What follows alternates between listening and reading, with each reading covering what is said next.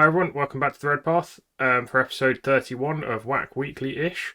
My name's Jack. This is the show where we look at world leaders out in the world and how we've been doing in the competitive meta. This week, still not good, guys. Still not good.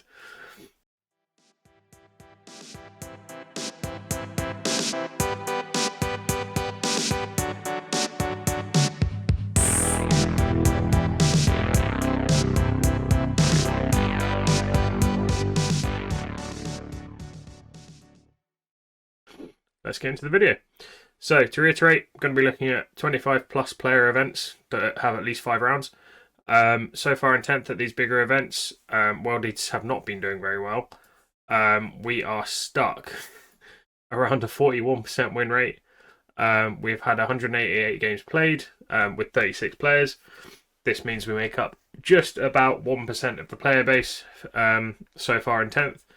For context, Eldaria sat at 11%. So there are 10 times as many Eldar players as there are World Eaters. So that's good. Yeah. So far, also, 81% of players have had losing records at tournaments, with around 60% achieving 2 or fewer wins. Obviously, that's not great. Most losses have come in the 10 to 40 differential range still. So, at least they're relatively close, some of them.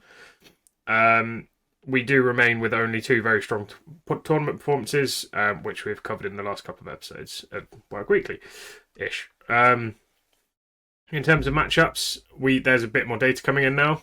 We continue to struggle into Eldari, shocker, posting just a 7% win rate against them. Imperial Knights, also a bit of a struggle. Again, shocker, 8% win rate there. Chaos Space Marines continue to suck for us. Probably just because they get better, potentially just get better rules than us. They do what we do, but just a bit better, I think. We're currently at a 13% win rate there. Custodes, we are now at a 20% win rate against Custodes, so we are gradually improving, but 20% is obviously still not great. And Custodes, I think, is our most played faction, most played against. The other faction that's turning up a lot in the meta at the moment is GSC. We're currently 25% against them, which is, again, not amazing. Not the end of the world compared to some of the other factions, but not great. On the other side of this, we do have an 83% win rate against Astra Militarum, which is pretty good. And we have dropped significantly to a 71% win rate against Thousand Suns. So obviously that's really strong. I'm joking around that because we had a 100% win rate against Thousand Suns a couple of weeks ago. So that's just quite funny. As I've said a couple of times, it still looks like the meta changes, so the points tweaks and stuff don't appear to have helped us that much. We have 3-4 weeks of data now, so at least, and it's not done much. Our win rate has stayed fairly flat between 39 and 42% for the last 6 weeks. We're at 41 at the moment, so it's not doing amazing. In terms of ITC Team Red Path news, Jamie has been in action. He has got his own video on his tournament roundup. It'll be one of the more recent videos posted. There'll be a link down in the description if anyone's interested in that. It was GT. He did pretty well, I think. So we're not going to spend too much time on that one. Also in action this week, Dara was at an RTT, and this one was actually on BCP for once, which is, it's not one of those legendary shadow events that they have in Ireland all the time, apparently.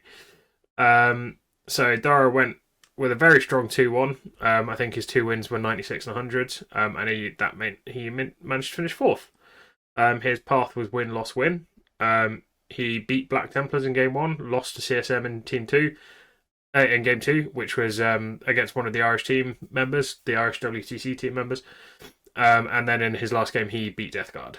And so let's just take a quick look at his list. This is quite close to, I think, the list that we talked about on stream the other night. It's close to what he's taking to Warhammer World, I think. Angron, Khorne, Lord on Juggernaut with Favourite of Khorne. I'm not sure he has that anymore. I think he was moving towards Invocatus, but yeah. Master Glaive Mo is fairly standard. We've got 2 squads of 10 jackals, two squads of 5 berserkers, a squad of 10 berserkers, a solo rhino, a big blob of exalted 8-bound, which I know is switching to from exalted 8-bound to normal 8-bound, and then a Mauler Fiend, which was apparently incredibly underwhelming and has been since cut from the list. Yeah, I mean, quite a simple list. Lots of trade pieces there. The Jugger Lord, and the Mo, I think, went in the 5-mans, and the 10-man was with Khorne, and the 10-man was in strat reserve every time. The other 2, I guess, would have been the Rhino. The Jugger Lord could have gone on the exalted 8-bound, I guess. Yeah, and as feedback has been that the Mauler Fiend, although much hyped, was not good. I think his fists are only AP2, which if you play into Marines, which I mean Dara did every single game. Loyalist Marines have armor contempt, so I think that blunted it quite a lot. And then Death Guard are fairly tanky. And then CSM was not much of a game by the sounds of it, but Dara's been talking about it a bit in Discord, so if you want any more info on his games, join the Discord, link down below, and I'm sure he'll do his best to answer all your questions. It's fairly, as I say, fairly simple list, fairly decent list, I would say. I definitely like the change of the Exalted 8-bound to normal 8-bound. Exalted 8-bound are obviously one of our stronger, blunt force anti-tank weapons that we have. Same with the Mauler Fiend, I guess. Mauler Fiend's quite expensive for what it does, I think. The switch to 8-bound is probably good. And then I'm pretty sure he's getting Invocatus in to scout move stuff just for staging purposes. And the wound reroll oral would be really nice. I also know Dara makes extensive use of the +1 to wound versus vehicle strat, which means that he kind of just gets anti-tank with volume of attacks again. It's almost like having veterans of the Long War again. For any of you who played back in early 9th, sorry, end of 8th, early 9th. That style vets of the Long War was pretty good. So yeah.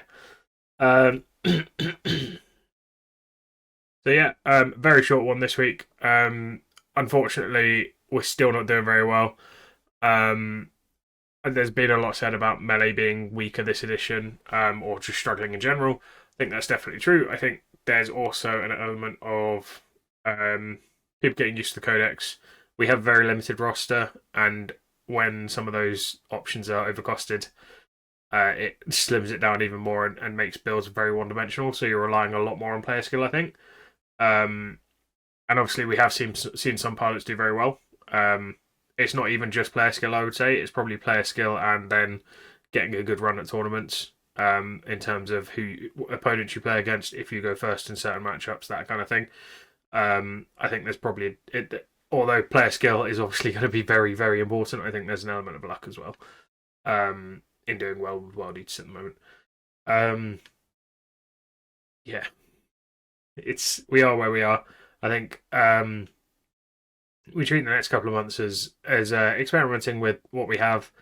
Hopefully the meta changes in 3 months' time when we get points changes, or it'll be 2 months' time-ish now. Month and a half? 2 months' time. Probably nearer 2 months for points changes. Hopefully we get some nice points reductions there. Because I think we need them. I don't know what units though. I haven't played enough games yet to know what units, or to have strong opinions on what units. I know Dara has some opinions, but what do you think needs to be done to get World Eaters back in the Goldilocks zone of 45 to 55% win rate? We do certainly need something. Points changes will probably help a bit.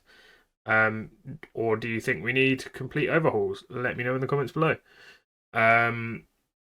As I say, if you want to hear more about Dara's RTT, or the GT that me and Dara are both going to this weekend coming, join the Discord. Again, link down below. And we'll keep you updated. But in the meantime, guys, stay healthy, stay safe, and kill me and burn.